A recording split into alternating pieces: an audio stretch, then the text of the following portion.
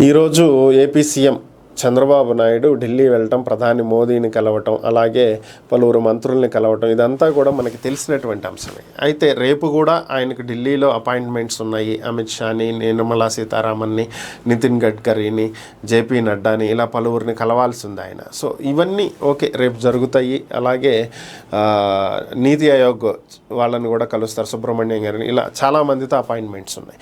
అయితే నిన్న కూడా మనం మాట్లాడుకోవటం జరిగింది, ఉప ముఖ్యమంత్రి పవన్ కళ్యాణ్ని ఎందుకు తీసుకెళ్ళలేదు అని. నిన్న బుధవారం పిఠాపురం సభలో పవన్ కళ్యాణ్ మాట్లాడుతూ కేంద్రంలో వెళ్ళి కలుస్తాం, కేంద్రం పెద్దల్ని కలుస్తాము, కేంద్రం నుంచి భారీగా నిధులు రాబడతాము, నేను చంద్రబాబు గారు వెళ్ళి కలుస్తామని చెప్పి ఆయన కూడా ప్రకటన చేయడం జరిగింది.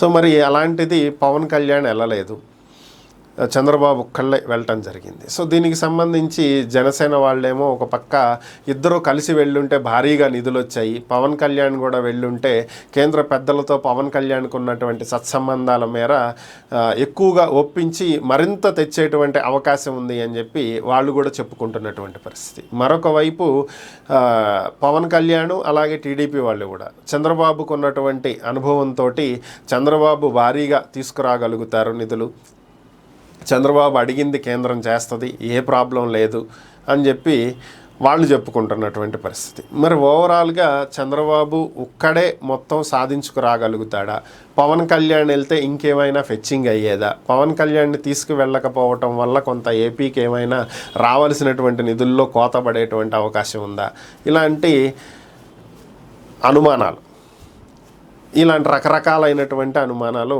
ఓవరాల్గా ప్రశ్నలు సోషల్ మీడియాలో చక్కర్లు కొడుతున్నటువంటి పరిస్థితి. సో ఇక్కడ ఎవరికి ఉండేటువంటి ప్రాధాన్యత అనేది వారికి ఉంటుంది. పవన్ కళ్యాణ్కి కేంద్రంలో ప్రాధాన్యత లేదా అంటే చాలా ప్రాధాన్యత ఉంది. పవన్ కళ్యాణ్ని బీజేపీ చాలా ఎక్కువగా నమ్ముతుంది, ఎక్కువగా అభిమానిస్తుంది. At the same time Chandrababu అవసరం కేంద్రానికి ఎంతైనా ఉంది.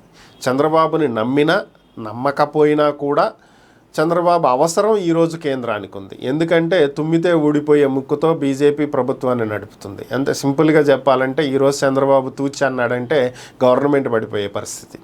సో ఇలాంటి నేపథ్యంలో చంద్రబాబు అడిగినటువంటి ప్రతిదీ చేస్తారా అంటే చెయ్యరు, చేస్తాము అని చెప్పి ఒక చిన్న మాట చెప్పి మెలికలు పెడతారు.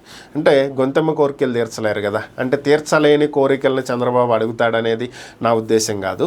సో మనం రాష్ట్రానికి రావాల్సిందే అడుగుతారు, లేదా ఇంకొంచెం ఎక్కువ ఇవ్వమని అడుగుతారు. కానీ అడిగిన ప్రతిదీ ఇచ్చేస్తారా అంటే ఇవ్వరు, ఇస్తామని చెప్తారు అంతే, చూద్దామని చెబుతారు, లేదంటే ఇస్తామని కూడా అనకుండా చూద్దామని చెప్తారు. మరి పవన్ కళ్యాణ్ వెళ్ళినంత మాత్రాన ఇచ్చేస్తామంటారా అంటే అప్పుడు కూడా ఏం చెప్పరు. సో ఇద్దరిలో ఎవరు వెళ్ళినా, ఇద్దరు కలిసి వెళ్ళినా వచ్చే రిజల్ట్ ఒకటే, పెద్ద తేడా ఏమి ఉండదు. సో పవన్ కళ్యాణ్ ఇక్కడ నియోజకవర్గ పనులు చూసుకుంటున్నారు. మొన్న కూడా ఆయన చెప్పాడు, ఇక్కడ దగ్గరలోనే నేను పొలం కూడా కొన్నాను, ఇక్కడే ఉంటాను, ఇది నా పిఠాపురమే నా ఊరు అని కూడా ఆయన చెప్పాడు.